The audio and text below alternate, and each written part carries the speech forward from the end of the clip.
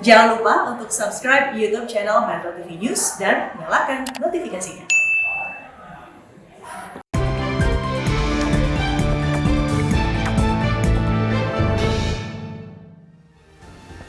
Selamat pagi pemirsa, Presiden Joko Widodo kembali menyoal pelayanan publik yang dilakukan jajarannya. Kali ini giliran kinerja Direktorat Jenderal Imigrasi yang dia tampar karena membuatnya malu, karena dinilai masih gemar berprinsip sesat. Kalau bisa dipersulit, kenapa mesti dibikin mudah? Presiden memerintahkan Direktorat Jenderal Imigrasi Kementerian Hukum dan HAM untuk segera berubah. Bahkan Presiden mengancam akan mengganti dirjen sampai bawahannya kalau tidak mampu melakukan perbaikan di imigrasi. Pemirsa, inilah editorial Media Indonesia di hari ini Selasa 13 September 2022 dengan tema mereformasi imigrasi bersama saya Leonard Samosir. Dan editorial Media Indonesia ini juga dapat Anda simak melalui MG Radio Network di frekuensi 94,7 FM di kawasan Jakarta dan sekitarnya.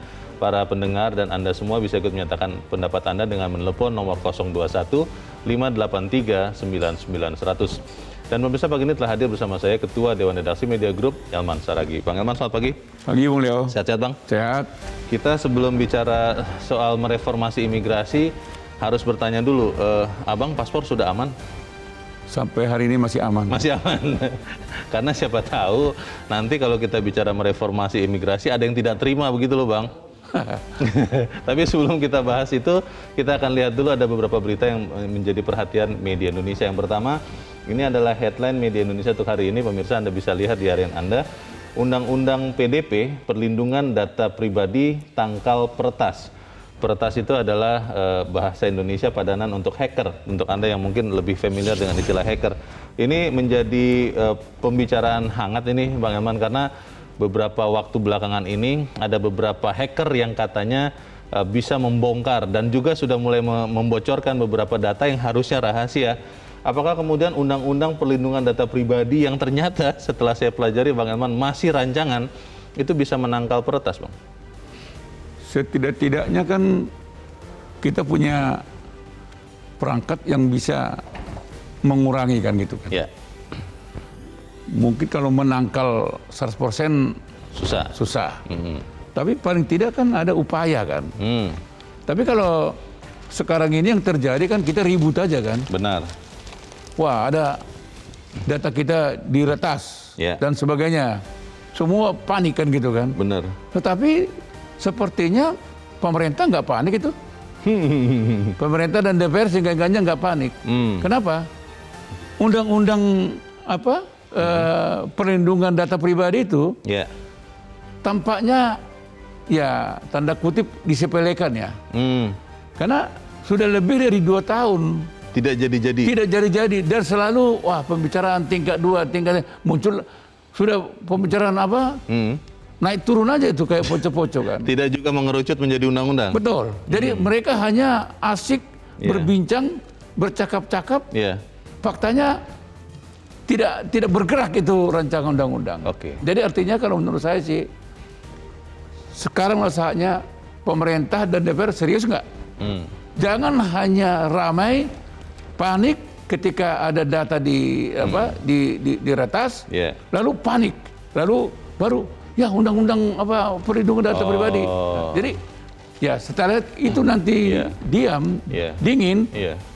Rancangan undangnya juga dingin juga nih, Leo. Itu dia. Jangan sampai Saya nggak percaya ini bisa segera. Oh, Abang tidak percaya? Saya nggak percaya. Oke, mungkin kita harus minta peretas itu untuk meretas juga data-data yang selama ini enggan menjadikan ini undang-undang. Mungkin ya Bang ya? Mungkin. Kalau sudah terbongkar datanya. Kita juga nggak rela. Itu dia. Kita juga nggak rela gara-gara kita sedikit menyentil mereka, lalu kita undang meretas mereka. Betulan meretas ya. Jangan sampai. Tapi jangan. Kita harapkan wakil kita di DPR dan juga pemerintah untuk segera menjadikan rancangan undang-undang ini jadi undang-undang. Kita ke berita selanjutnya. Kita ke halaman 2, halaman dalam di harian Anda pemirsa. Ini terkait dengan kasus terbunuhnya Brigadir Joshua. 43 jaksa tangani penghalangan penyidikan. Waktu membaca berita ini, Bang Elman, tadinya saya kira petugas-petugas kepolisian yang diputus untuk melakukan penghalangan penyidikan, saya kira tadinya hanya di sidang etik, tapi ternyata pidana juga berjalan. Bagaimana nih, Bang? Ya kalau membaca judulnya ini Leo, Ya. 43 jaksa, ini kan jumlah besar ini kan. Iya. Terasa seolah apa, artinya apa ini, ada keseriusan. Oh.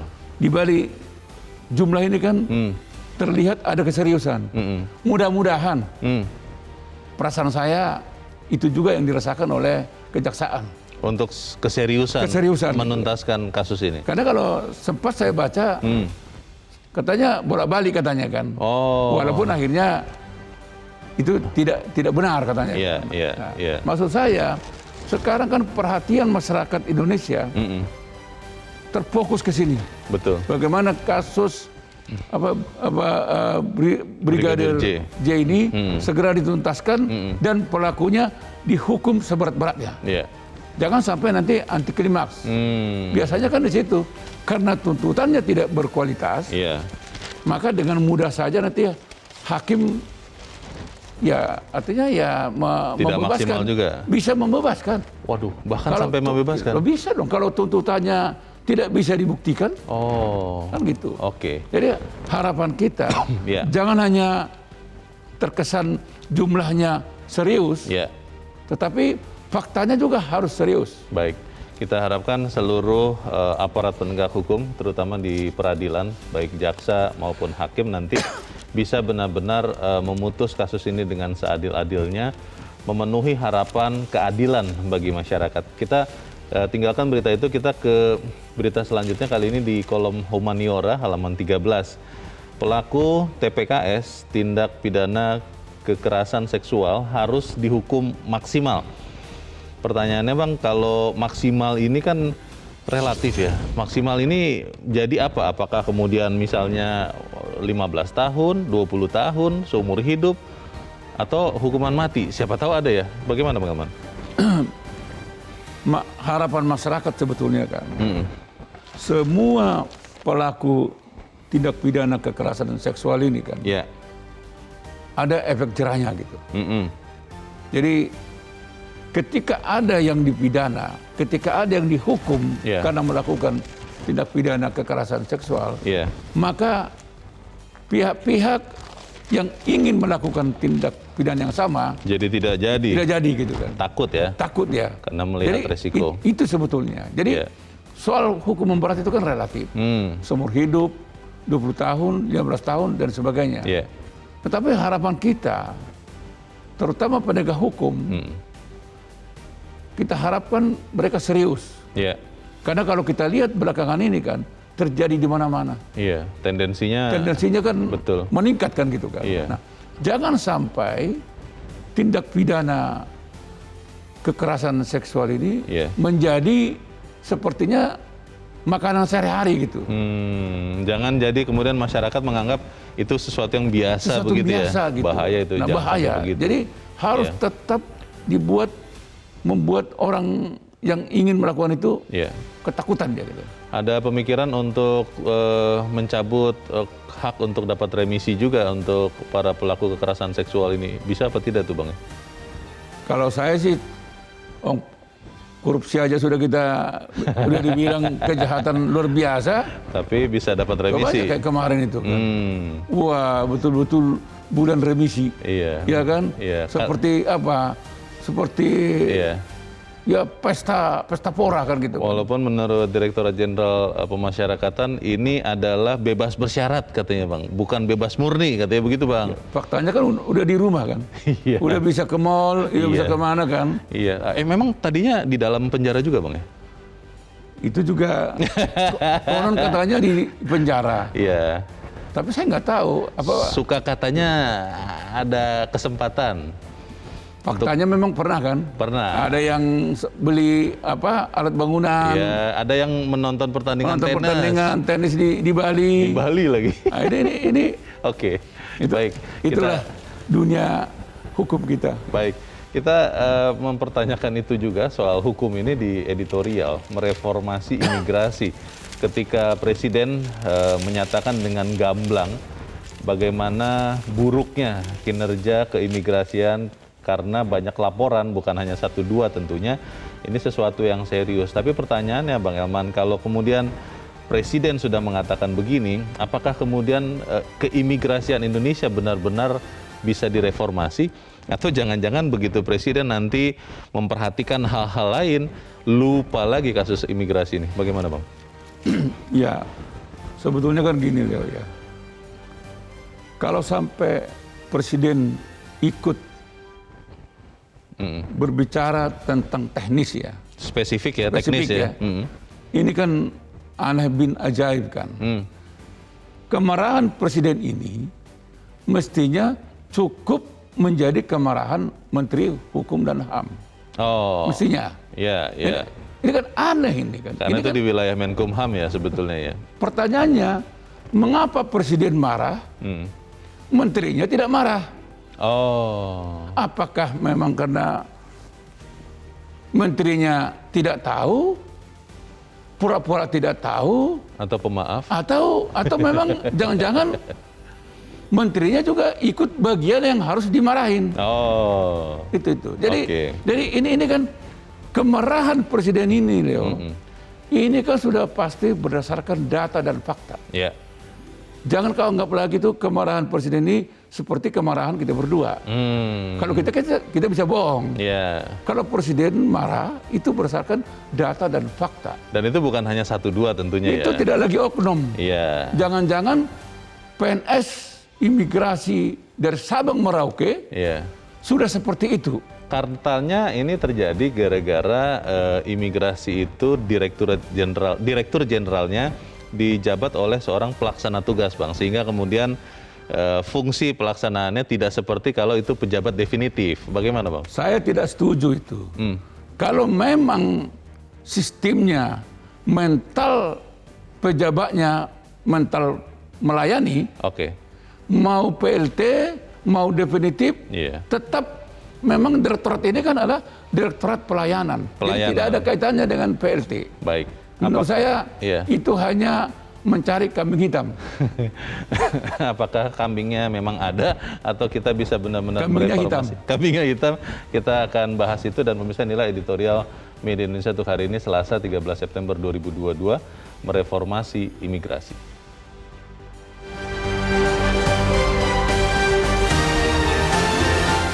Mereformasi imigrasi.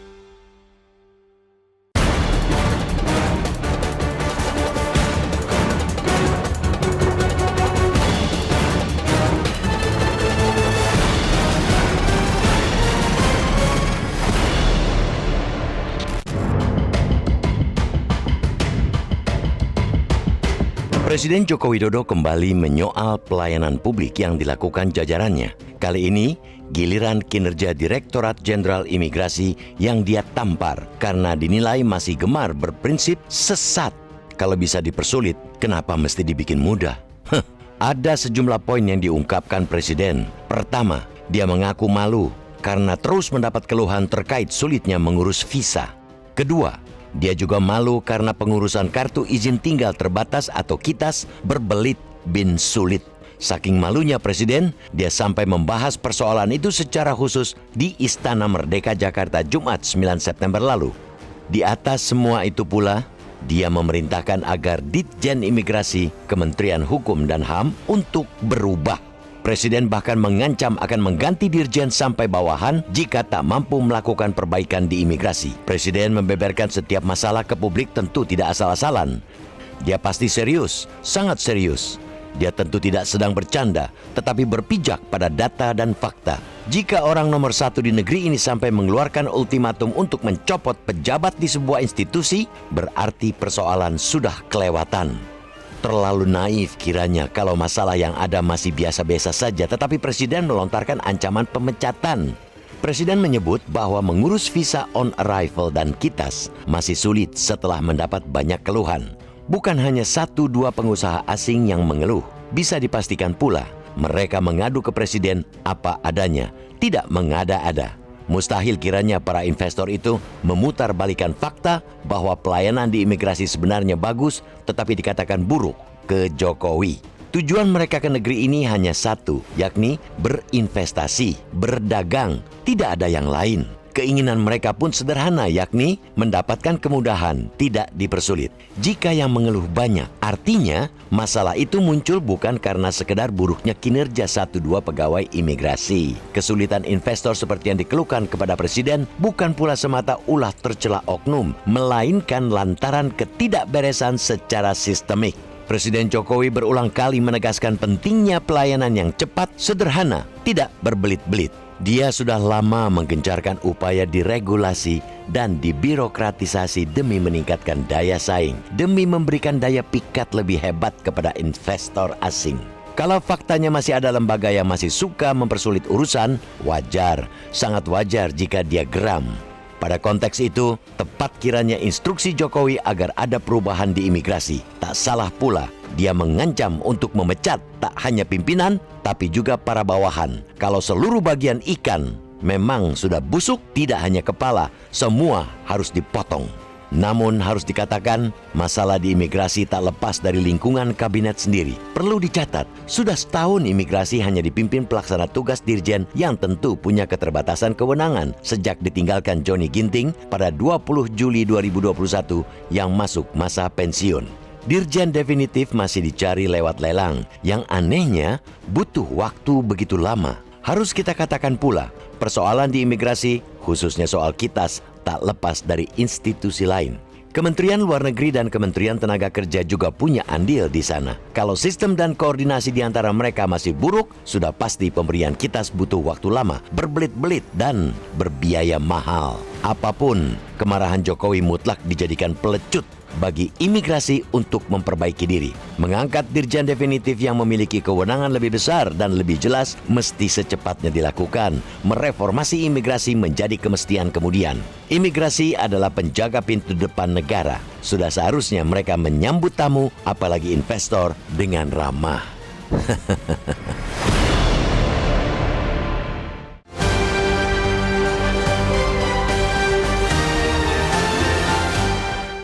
Tetaplah bersama kami pemirsa, Editorial Media Indonesia segera kembali.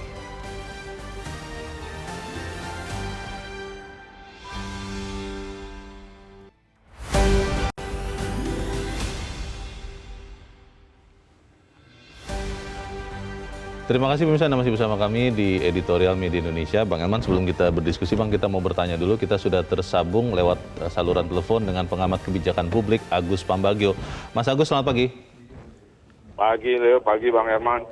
Ya, Mas Agus, soal imigrasi ini kan kalau saya ingat sebelum Presiden komplain berat ini, sebenarnya dulu sempat jadi rahasia umum bahwa kalau mau mengurus paspor atau urusan keimigrasian, kalau kita polos-polos sendiri itu susah, harus dibantu oleh orang-orang tertentu katanya. Nah, ini apakah penyakit lama kembali muncul atau memang karena dirjennya sekarang hanya pelaksana tugas atau memang mentalnya yang tidak mau melayani publik? Bagaimana Mas Agus? Ya, semua itu benar sih, masih terjadi. Memang kalau yang paspor sudah membaik, ya kan, kita bisa online dan lalu kita datang dan tidak lama lah. Kemudian kita juga bisa dapat kembali paspornya. Cuman masalahnya kan sekarang ini paspor itu yang elektronik tidak ada tanda tangannya sehingga bermasalah di beberapa negara, itu saja. Nah, tetapi kalau kita bicara soal kitas itu sumber rezeki. Artinya investor atau siapapun yang akan lama tinggal di Indonesia itu kan harus ngurus kitas, dan itu kan males kalau suruh bolak-balik. Kan belum online semuanya gitu. Jadi biasanya ada agent lah dalam tanda kutip. Nah, itu costly gitu kan. Itu kalau visa kitas. Kalau visa on arrival kita masih lihat di bandara itu sebelum COVID ya. Itu kan ngantrinya panjang. Padahal kalau kita on arrival di beberapa negara ya panjang antrinya, tapi cepat gitulah. Tap segalanya ya bisa. Nah, ini masih bermasalah. Itu perlu diperbaiki. Jadi kalau itu Presiden dikeluhkan oleh investor, oleh orang-orang yang bolak-balik ke Indonesia, ya wajar. Satu lagi sebetulnya yang saya sudah lama bicara tetapi belum ada perubahan, yaitu soal Perpres 21 tahun 2016, yaitu soal bebas visa. Ada 169 negara bebas visa, janjinya mau dirubah. Saya belum dengar tuh atau belum lihat kalau itu sudah dirubah atau belum. Ya, tetapi itu sangat mengganggu karena negara-negara yang tidak ada hubungannya dengan kita masa dibebas visakan. Ketika saya tanya kepada pemerintah, ternyata itu mengkopi langsung dari Malaysia. Ya, hal ini yang membuat mungkin Presiden marah. Oke, kan Presiden marah itu sampai spesifik bilang ya kalau perlu dirjen sampai ke bawahnya diganti katanya gitu. Salah satu yang kan dimarahi itu kan menteri ya kalau kita lihat ya Mas Agus. Apakah kalau dirjen diganti itu akhirnya bisa menyelesaikan masalah, Mas? Bukan diganti, ini sudah lama kosong kan. Dan ini sedang katanya saya belum ngecek, katanya itu sedang proses pemilihan. Tapi kemungkinan yang dipilih kan dari Polri, mungkin prosesnya dari Polri, izin ke Presiden dan sebagainya itu yang lama, saya nggak tahu. Saya belum berhubungan dengan Kementerian Hukum dan HAM. Tapi intinya sekarang ini cuma PLT dijabat, jadi kan tidak bisa mengambil keputusan penting. Kan sudah dari tahun lalu kosong itu. Ya. Tapi kalau masalahnya ada di seorang dirjen ya, entah dia definitif atau pelaksana tugas, apakah kemudian itu akhirnya berpengaruh langsung kepada petugas imigrasi di mana-mana? Karena kan yang kita dapat informasi keluhan dari orang-orang yang mau membuat visa on arrival atau KITAS ini kan terjadi bukan hanya di Jakarta gitu, Mas Agus. Apakah kemudian katakanlah seorang misalnya Agus Pambagio jadi dirjen imigrasi, kemudian semuanya langsung jadi baik begitu? Bagaimana, Mas? Ya enggak juga sih, kan itu kan bisa karena sudah lama kosong, terus PLT-nya kan mungkin juga males keliling kan. Atau PLT-nya juga tidak punya kewenangan untuk melakukan perubahan, sehingga kasus-kasus lama yang sudah ditertibkan bisa muncul kembali kan tanpa diketahui oleh PLT. Kan itu persoalannya. Maka harusnya jangan lama. Ketika besok sudah akan pensiun, harusnya penggantinya sudah di fit and proper. Kebetulan saya anggota panitia seleksi eselon 1-2 di beberapa kementerian itu biasanya dilakukan sebelum memasuki masa pensiun. Terakhir, Mas Agus, Anda yakin tidak setelah dimarahi ini, kemudian para menteri, terkhusus Menteri Hukum dan HAM, segera membenahi masalah imigrasi ini, atau jangan-jangan perlu kemarahan berikut untuk kemudian benar-benar bisa beres soal imigrasi ini, Mas Agus? Saya tidak yakin kalau Presiden tidak kontrol langsung. Di Indonesia kan siapapun dia, apapun levelnya, kalau atasannya meleng atau tidak ada, nyanyinya atau lagunya libur telah tiba. Jadi tidak mengadakan apa-apa. Gitu. Jadi harus dikontrol oleh Presiden langsung. Kasihan ya berarti jadi Presiden. Ya, tugasnya banyak sekali, padahal dia punya banyak pembantu ya. Iya, dari atas sampai bawah libur telah tiba itu kalau kontrol tidak ada. Kita lihat nanti perkembangannya seperti apa. Terima kasih Mas Agus Pambagio, pengamat kebijakan publik, sudah mencerahkan kami. Selamat pagi. Apa betul karena mental yang dikatakan Mas Agus, Bang Ilman, bahwa kalau tidak diawasi langsung Presiden, maka banyak pejabat, termasuk pembantu-pembantunya, mentalnya libur telah tiba itu, bagaimana Bang? Ya, aneh juga ya, kalau sampai urusan seperti ini harus juga menjadi kewajiban Presiden untuk monitoring day by day gitu. Dari hari ke hari, minggu ke minggu, bulan ke bulan, kan aneh kan. Presiden itu kan tugas utamanya kan bukan untuk seperti ini kan. Benar, bukan masalah teknis yang spesifik seperti ini. Jadi saya berharap ya kemarahan Presiden ini harus juga menjadi kemarahan seluruh pemimpin yang ada di Departemen Hukum dan HAM. Mulai dari menteri sampai dirjennya. Dan kemarahan Presiden ini juga harus juga dipahami oleh seluruh instansi pemerintah yang punya kewajiban memasok data-data orang asing yang akan masuk Indonesia. Jadi katakanlah misalnya ini juga kesulitan ini juga kan tidak hanya karena imigrasi.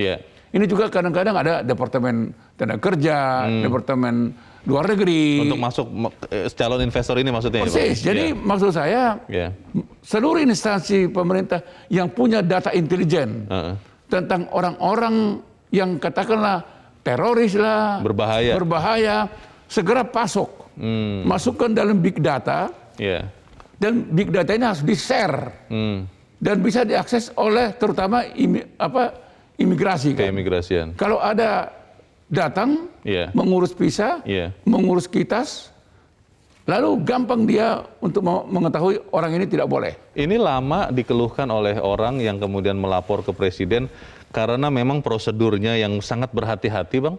Atau memang karena tadi yang disebut-sebut Direktur Jenderal Imigrasinya adalah pelaksana tugas selama sekitar setahun sehingga tidak mengawasi langsung ke lapangan yang diduga, atau yang mana ini, Bang? Mungkin kehati-hatian ada. Makanya dia mengontrol dan mengawasi kan. Ada kehati-hatian. Tetapi itu kalau menurut saya kehati-hatian ini jangan-jangan hanya sampai 5%. Tapi selebihnya memang ada niatan. Niatan untuk? Ya, kalau bisa dipersulit, ngapain dipermudah? Tujuannya? Tujuannya ya tentu saja. Untuk silaturahim dalam tanda petik. Silaturahim dalam petik. Nah, ini kan mudah-mudahan salah. Karena apa? Apa ruginya petugas imigrasi untuk memberi kemudahan dan melayani dengan kecepatan? Karena kedatangan orang asing ini satu untuk berinvestasi. Kalau mereka berinvestasi kan untuk kepentingan negara, membuka lapangan pekerjaan. Kedua untuk berdagang.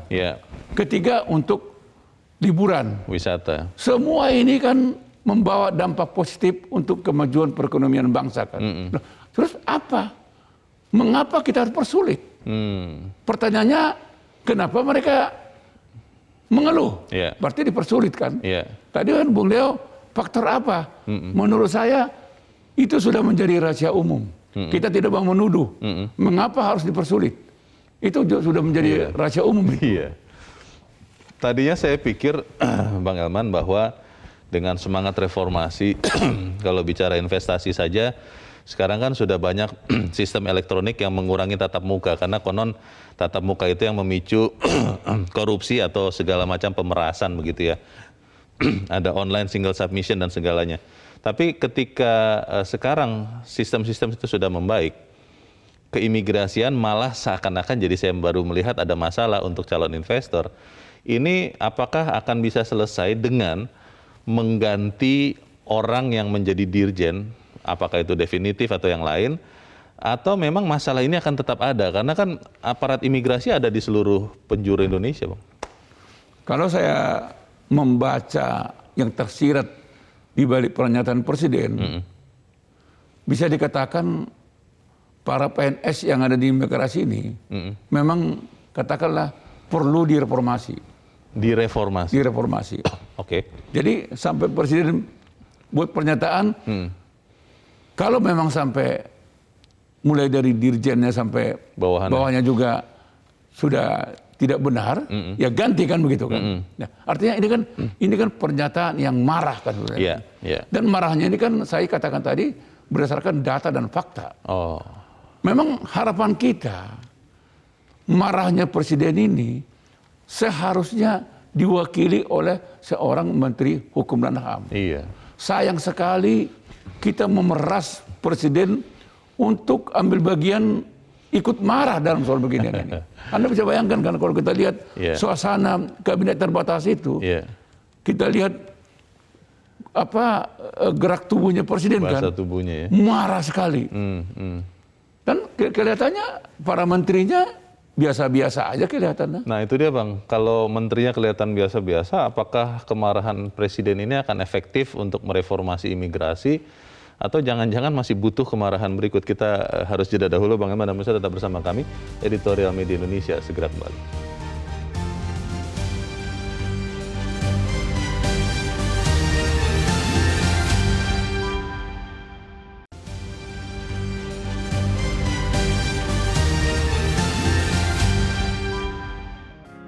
Media Indonesia mengajak Anda untuk mengakses fitur premium e-paper. Dengan sajian konten berbasis intelektual dan meneguhkan kebangsaan, Media Indonesia tampil dengan lebih dinamis melalui e-paper Media Indonesia yang dapat Anda akses kapan saja, di mana saja. Caranya mudah, download aplikasi Media Indonesia di Android atau ketik link e-paper.mediaindonesia.com atau bisa scan QR Code pada layar kaca Anda. Klik tab e-paper di bagian samping layar tablet Anda, daftarkan data diri, serta pilih paket berlangganan e-paper Media Indonesia sesuai dengan kebutuhan Anda. Nikmati juga bonus spesial tambahan 4 halaman rubrik fokus setiap hari. Semua bisa Anda dapatkan hanya di e-paper Media Indonesia. Untuk informasi lebih lanjut, hubungi customer service di nomor 0811 1201 2018 atau kunjungi media sosial @mediaindonesia. Media Indonesia, referensi bangsa. Terima kasih pemirsa Anda masih bersama kami dan sekarang kita mendengarkan Bang Elman pendapat dari pemirsa Metro TV. Kita sudah terhubung dengan pemirsa Metro TV di kawasan Pejaten, Jakarta. Ada Ibu Ong Mei Hua. Ibu Ong, selamat pagi. Selamat pagi Bang Leo, selamat pagi Bang Elman. Assalamualaikum warahmatullahi wabarakatuh. Waalaikumsalam. Bagaimana Ibu Ong, bisa tidak ya kita berharap benar-benar setelah Presiden menegur dengan keras, maka imigrasi akan menjadi lebih baik, Bu? Bagaimana pendapat Ibu? Ya, insya Allah. Dengan adanya ditegur Bapak Presiden, tentunya itu membuat momen ya diperingatkan oleh Presiden, lebih-lebih Pak Menterinya, jajarannya, dirjennya dan sebagainya itu juga apa sekarang masih PLT atau gimana? Saya belum. Iya, pelaksana tugas katanya Bu, karena sistem lelangnya masih berproses katanya begitu Bu. Iya, sistem lelangnya kan wani piro. Oh, Ibu menduga begitu ya? Jangan-jangan ya? Tidak menduga Bang Leo. Oh, tapi Ibu ada buktinya apa tidak nih Bu? Iya, jadi lazim lah Bang, kalau tempat yang empuk, yang banyak berurusan dengan masyarakat, ya tentunya kita punya logika gitu Bang. Kenapa? Kan dugaannya ya? Iya, orang Depkumham sendiri kan banyak yang pintar Bang. Kalau menurut Ibu dengan misalnya katakanlah dirjennya diganti ya, orangnya diganti, lalu kemudian dipastikan dia definitif bukan pelaksana tugas, akan segera beres apa memang ini sudah jadi mentalitas aparat di keimigrasian menurut Ibu? Iya, insya Allah. Jadi setelah ditunjuk sebagai dirjen, tentunya agak ada pecut Bang. Oke. Iya, kan dipecut supaya kalau kuda dipecut kan langsung padunya kenceng Bang. Nah mudah-mudahan ini suatu keluhan Bang. Saya punya tamu dari luar. Itu keluhnya mengurus kipas ini susah katanya. Ya? Tetapi prabayar, nah itu aku nggak tahu prabayarnya bagaimana. Prabayar maksudnya apa Bu? Prabayar ya bayarlah dengan biro dan sebagainya. Oh, maksudnya itu. Oke. Ya, saya nggak tahu Bang. Nah, satu hal lagi Bang Leo. Ya. Untuk Singkat diperhatikan. Kenapa orang-orang hitam yang berkeliaran di Indonesia, terutama di DKI, dan dia melakukan kejahatan, kenapa tidak diawasi? Kenapa tidak langsung bisa masuk ya? Nah ya, itu kan suatu pertanyaan Bang Leo, gitu. Ya, semoga didengar ya Bang Leo dengan Pak Menteri Depkumham. Kenapa orang-orang hitam berkeliaran di Jakarta dan melakukan kriminal, melakukan penipuan? Kita harus cegah. Kita aja. Assalamualaikum warahmatullahi wabarakatuh. Waalaikumsalam. Terima kasih Ibu Ong Mei Hua di Jakarta. Di belakang Ibu Ong ada Pak Abdurrahman di Makassar, Sulawesi Selatan. Pak Abdurrahman, selamat pagi Pak.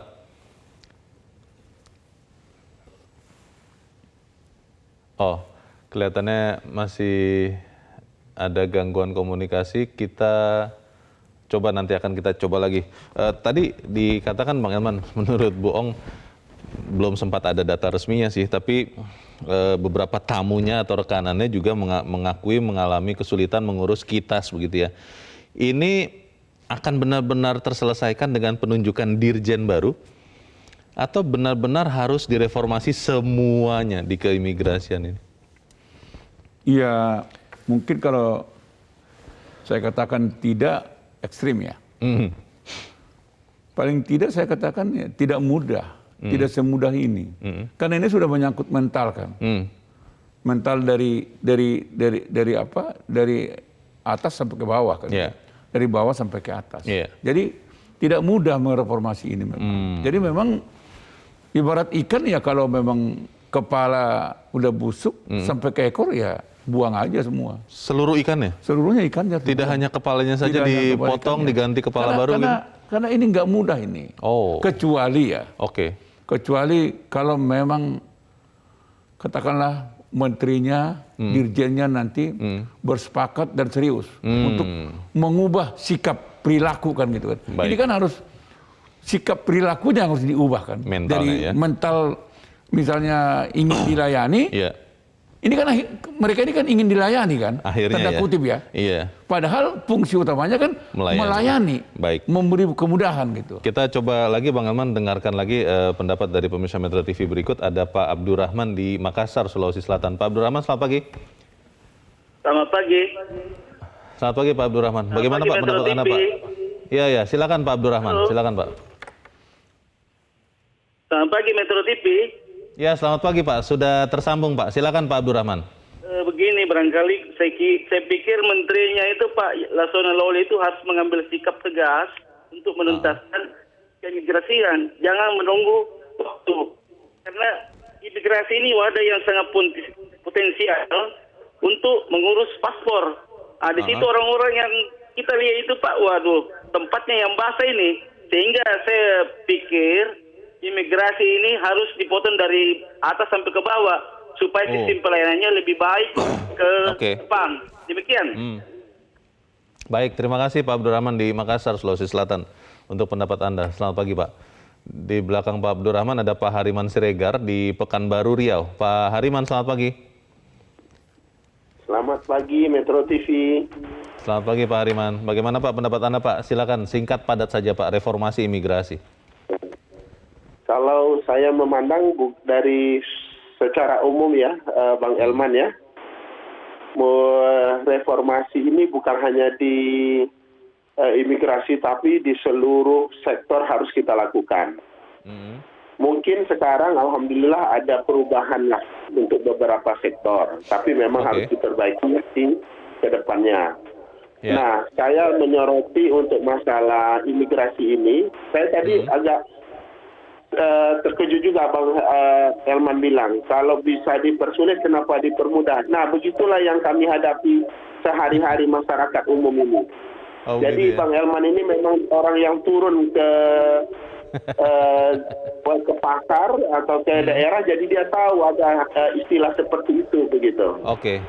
Nah, kalau saya kembalikan begini, kalau secara pendidikan orang di sana pasti pendidikannya lebih tinggi dari saya atau dari yang lain lah begitu. Cuman saya sarankan mungkin kita kembalikan lah orang-orang yang bukan hanya di imigrasi ya, mungkin di seluruh sektor ini yang mungkin perlu kita jernihkan itu di sisi agamanya. Mungkin yang Nasrani kita panggil pendetanya, yang Islam kita panggil ustadznya, biar mereka bisa dicerahkan. Kalau supaya mentalnya lebih benar ya Pak?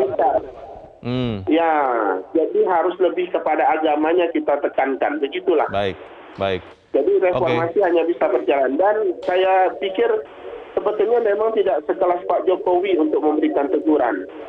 Harusnya itu dirjen yang memberikan teguran ke bawahnya, bukan juga kelas menteri. Begitu. Selamat pagi Metro TV. Terima kasih, selamat pagi Pak Hariman Siregar di Pekanbaru Riau. Di belakang Pak Hariman ada Pak John Veto di Batam, Kepulauan Riau. Kelihatannya belum tersambung.